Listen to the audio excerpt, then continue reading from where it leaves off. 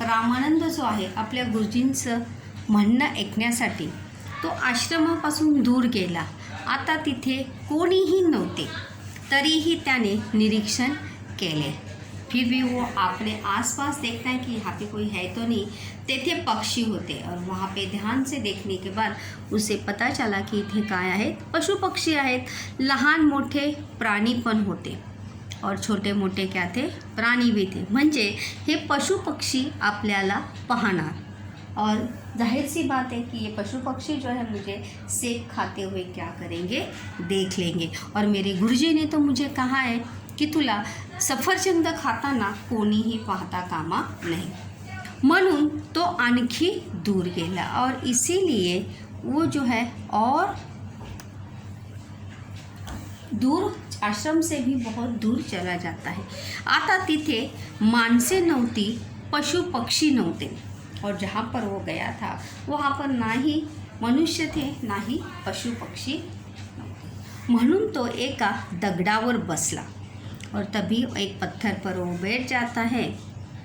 सफरचंद घेतले आणि खाणार इतक्यात त्याच्या लक्षात आले आकाशातून सूर्य पाहत होता. और तभी उसे ध्यान में आता है कि आकाश में से कौन देख रहा है, सूर्य जो है उसे सेब खाते हुए देख रहा है. आकाशातून सूर्य जो आहे तो सफरचंद खाताना मला पाहत आहे. रामानंद उठला आणि दूर एका गुहेत गेला. दूर एक गुफा में जाता है कि जहाँ पर गुफा पे में तो सूर्य जो है वो दिखाई नहीं देता, इसीलिए वो वहाँ पर जाता है. रामानंद उठला आणि दूर एका गुहेत गेला. आता तेथे माणसे नव्हती, अभी वहाँ पर कोई भी नहीं था. जाहिर सी बात है गुफा में तो जैसे घर में जब बैठे हमें सूरज की रोशनी दिखती है, सिर्फ सूरज दिखता नहीं, तो उसी प्रकार से रामानंद भी यही सोचकर गुफा में चला गया की आता तिथे मला सूर्य दिसणार नाही. तेथे माणसे नव्हती, पशु पक्षी नव्हते आणि सूर्यही नव्हता. नाही वहाँ पे मनुष्य थे, ना ही पशु पक्षी प्राणी थे, ना ही सूर्य था. आता तो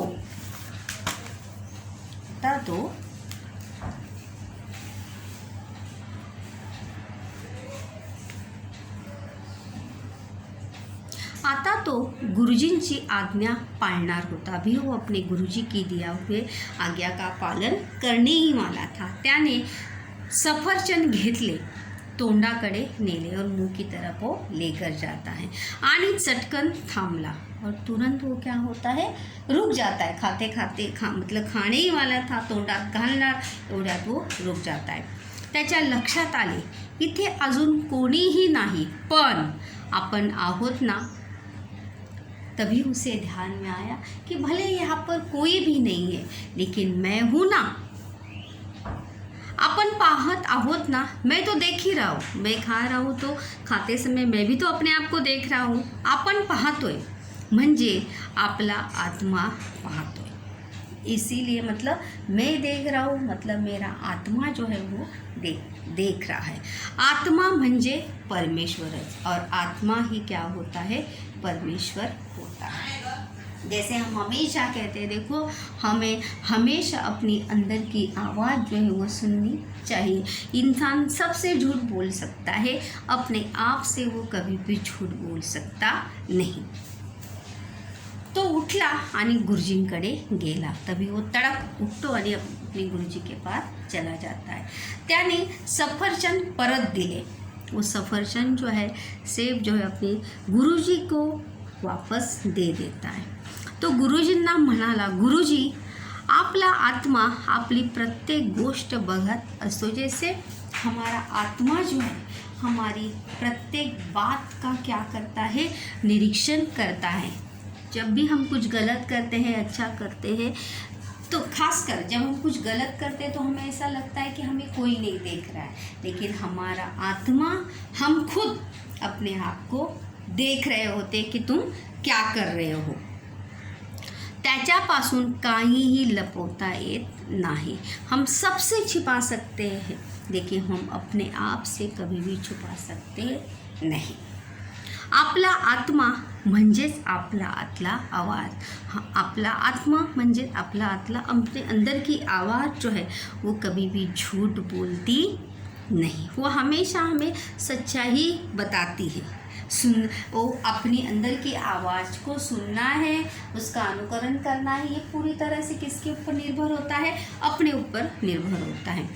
गुरुजी खूप खुश झाले, ते म्हणाले शाबास, लक्षात ठेवा आपण आपली प्रत्येक कृती प्रामाणिकपणे निष्ठेने केली पाहिजे। और शिवानंद पर जो है गुरुजी बहुत खुश हो, शिवानंद ऋषि जो है अपने शिष्य पर बहुत खुश हो जाते हैं और कहते हैं कि शाबास, मला गर्व आहे की तू माझा काय आहे? शिष्य आहे। लक्षात ठेव, हमारी प्रत्येक कृति, हमारा प्रत्येक कार्य हमें प्रामाणिकता से, निष्ठा से करना चाहिए।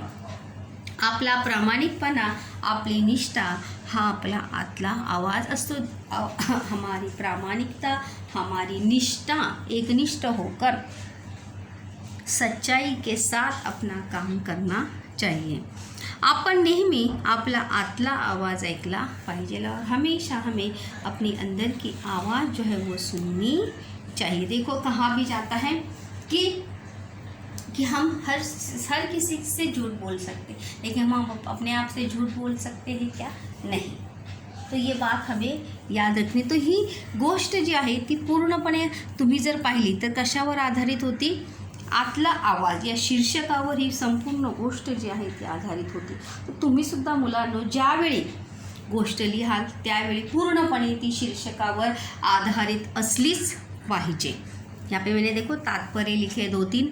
माणसाने नेहमी आपल्या मनाचे ऐकावे। मनुष्य को हमेशा अपने मन की बात, अपने अंदर की बात को, मन की आवाज़ को जो है वो सुनना चाहिए। दुसऱ्यांपेक्षा आपण स्वतःवर जास्त निरीक्षण ठेवू शकतो।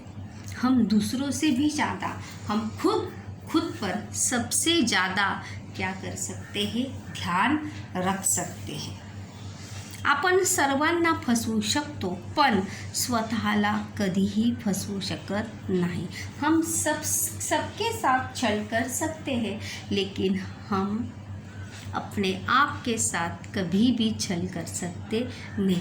आपण सर्वांशी खोटं बोलू शकतो, परंतु स्वतःशी कधीही खोटं बोलू शकत नाही, क्योंकि वो झूठ जो है वो हमें चैन से बैठने देता नहीं।